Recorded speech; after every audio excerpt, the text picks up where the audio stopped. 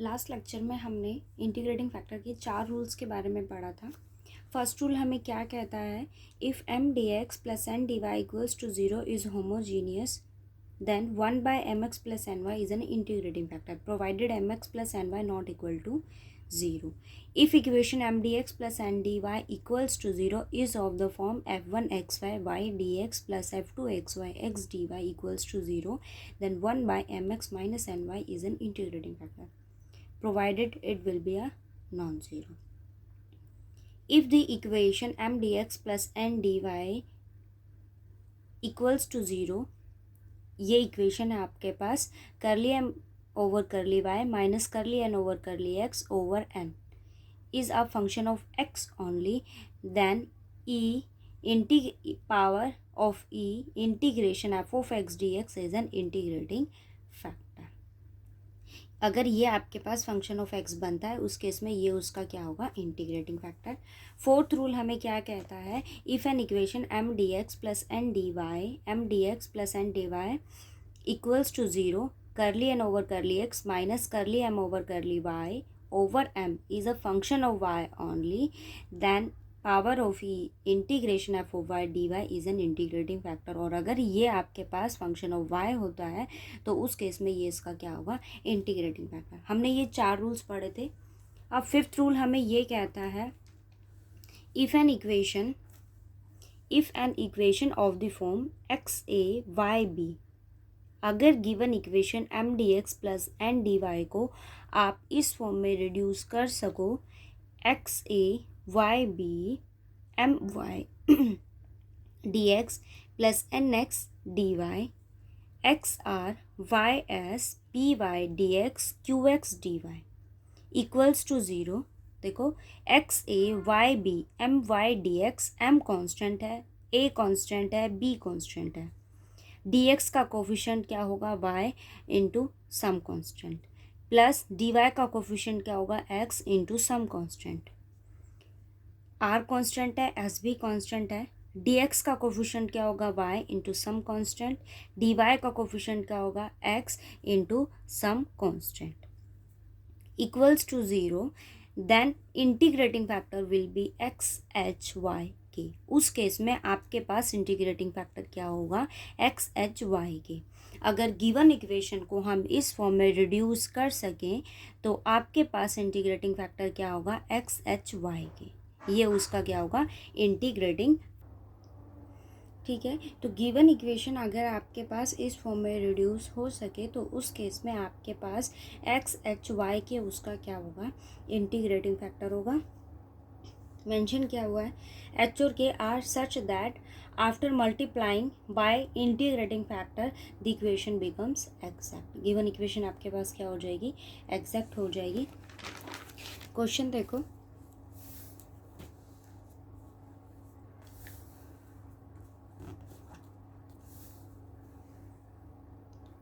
To X square Y square plus Y D x,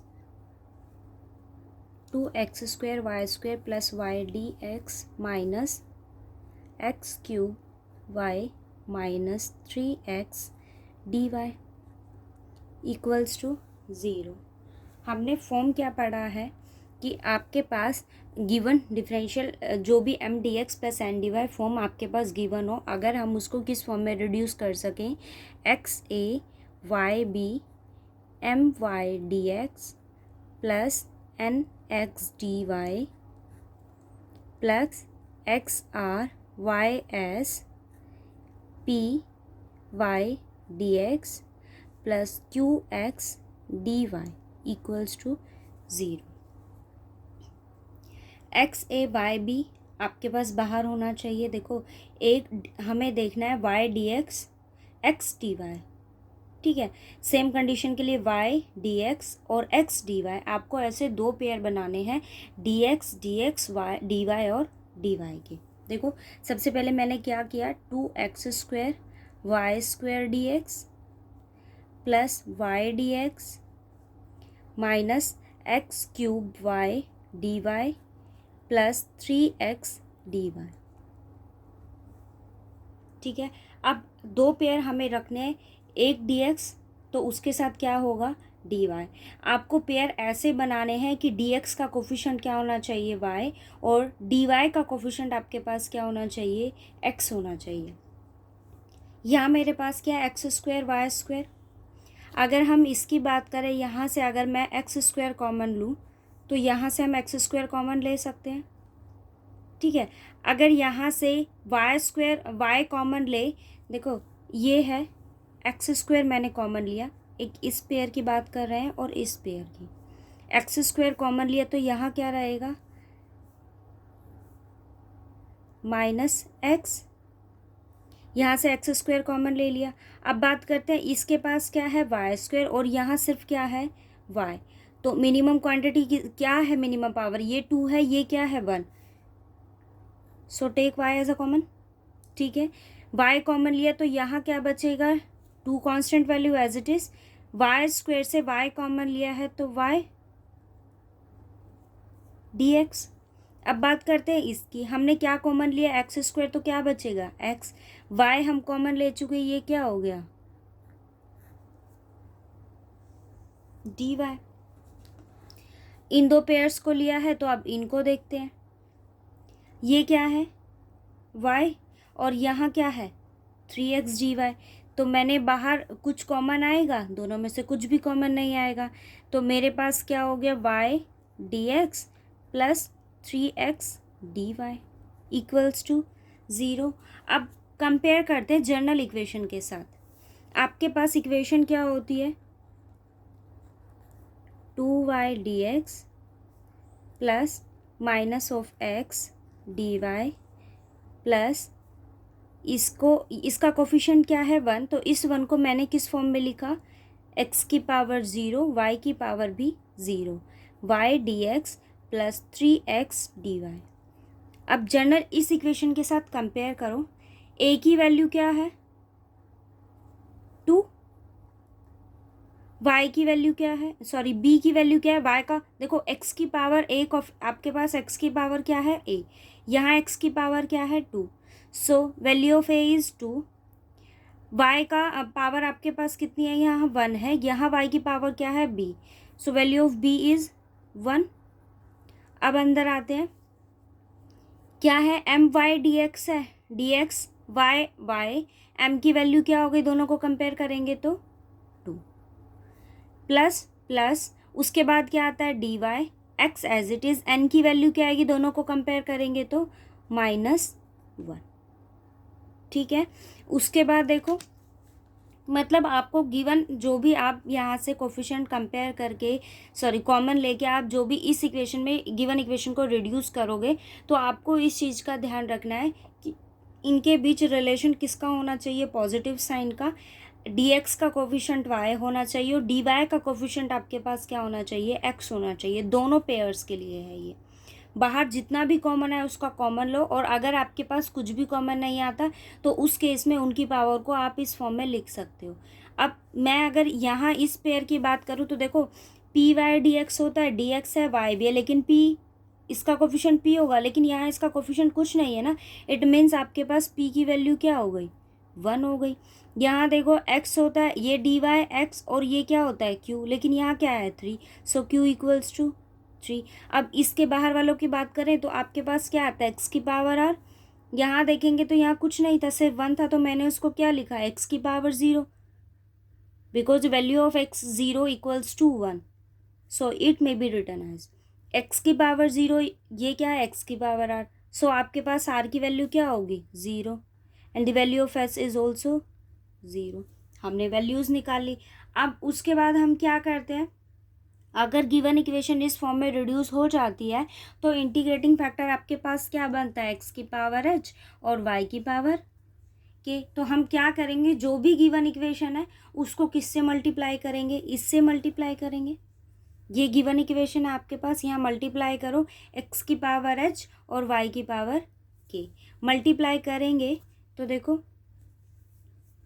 x की power h और y की power k से multiply करेंगे तो क्या बनेगा 2, पहले बाहर लिख देती हूँ ताकि आपको समझने में आसानी हो। x की पावर h y k क्या आया dx minus x cube Y minus 3x x H Y के d Y equals to 0।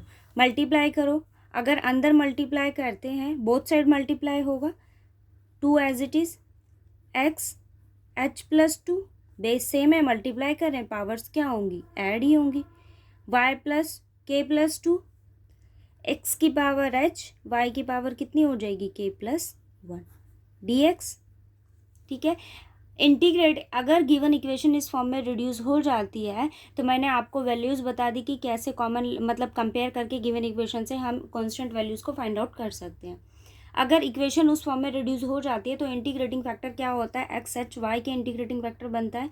Integrating factor होता क्या है, आप जो भी इक्वेशन गिवन होती है उसको मल्टीप्लाई करते हो इंटीग्रेटिंग फैक्टर से, तो इक्वेशन आपके पास कैसी बन जाती है, एग्जैक्ट।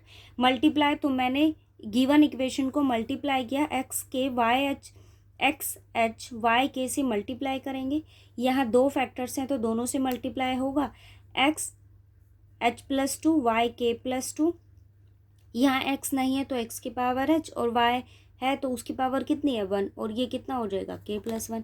सेम ऐसे अब इसको मल्टीप्लाई करेंगे, minus x H plus 3 y के plus 1 minus 3x h plus 1, और y की वैल्यू क्या होगी, के क्या है डी वाई इक्वल्स टू 0।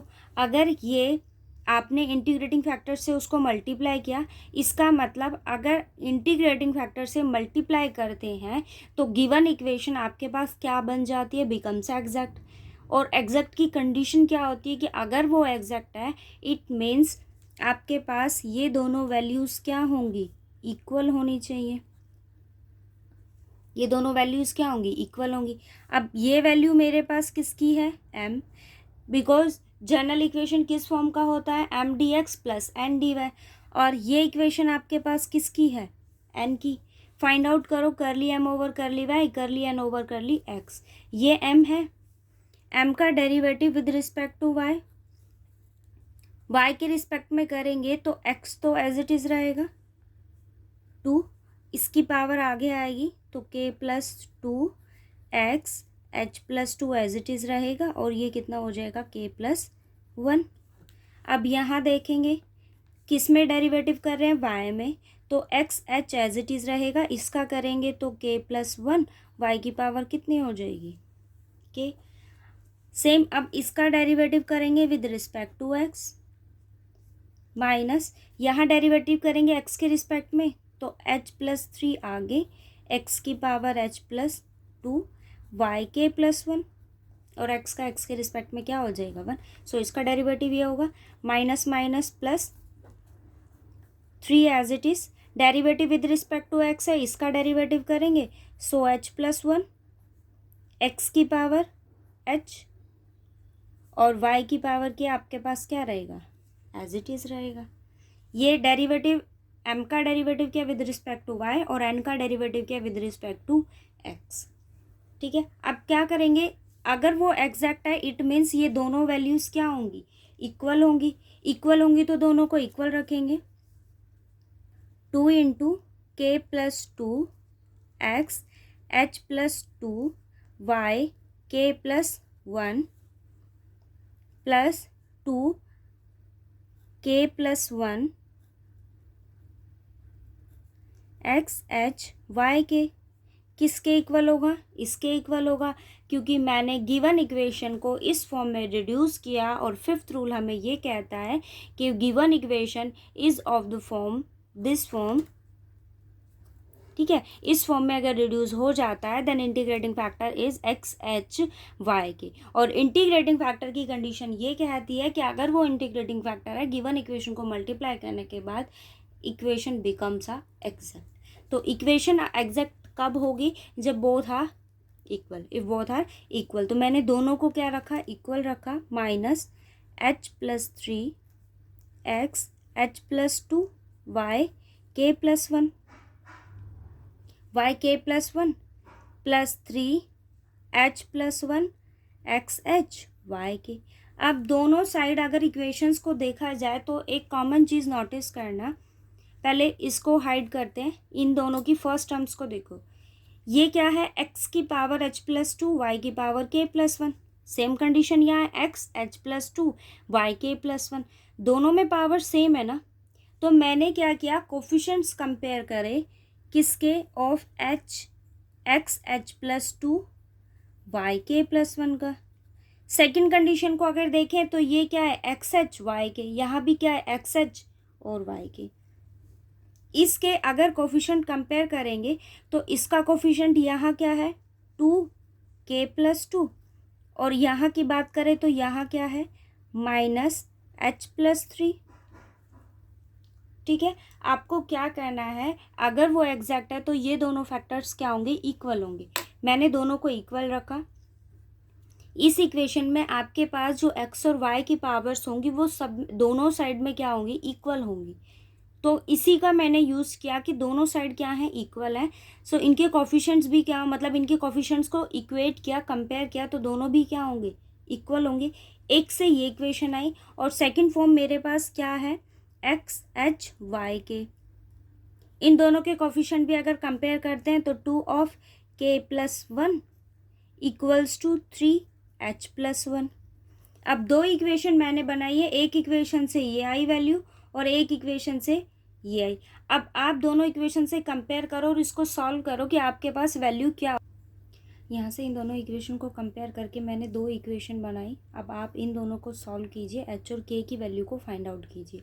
आपके पास जो भी एच और के की वैल्यू आएगी वो आपके पास उसका क्या होगा, इंटीग्रेटिंग फैक्टर, और उस एच और के की वैल्यू को यहाँ सब्स्टिट्यूट करना इस इक्वेशन में, इक्वेशन नंबर 1 में। यहाँ सब्स्टिट्यूट करोगे तो m और n की वैल्यू आएगी, उसका सॉल्यूशन फाइंड आउट करना। h और k की आप जो भी वैल्यू सब्स्टिट्यूट करोगे इस केस में वो इस कंडीशन को सेटिस्फाई करेगा। ठीक है, वो आपका क्या हो जाएगा, solution integrating m with respect to x, y constant रहेगा, plus integration of n with respect to y। इसकी वो टर्म लेनी जिसके पास x नहीं होगा। सॉल्यूशन फाइंड आउट कीजिए, आपका मतलब h और k की वैल्यू को यहाँ सब्स्टिट्यूट करके उसका सॉल्यूशन फाइंड आउट। ठीक है, फिफ्थ में आपको जो रूल नंबर 5 है उसके अंदर यही है, गिवन इक्वेशन इस फॉर्म में अगर रिड्यूस हो जाती है तो इसका मतलब आपके पास इंटीग्रेटिंग फैक्टर क्या होगा, ये होगा उसका। गिवन इक्वेशन को उस टर्म से, उस इक्वेशन से मल्टीप्लाई कीजिए, तो मल्टीप्लाई करोगे तो ये अगर उसका इंटीग्रेटिंग फैक्टर है उस केस में आपके पास वो इस इक्वेशन को क्या करेगा, सेटिस्फाई करेगा। इस इक्वेशन को अगर वो सेटिस्फाई करेगा तो यहाँ से आप एक इक्वेशन बनाइए एच और के में, एच और के की वैल्यू को फाइंड आउट कीजिए और वो वापस कहाँ सब्स्टिट्यूट करनी है, यहाँ सब्स्टिट्यूट करनी है। तो आपके पास इसका क्या आ जाएगा, सॉल्यूशन। इसको ट्राई करना, कोई प्रॉब्लम हो तो आप मैसेज ग्रुप में ड्रॉप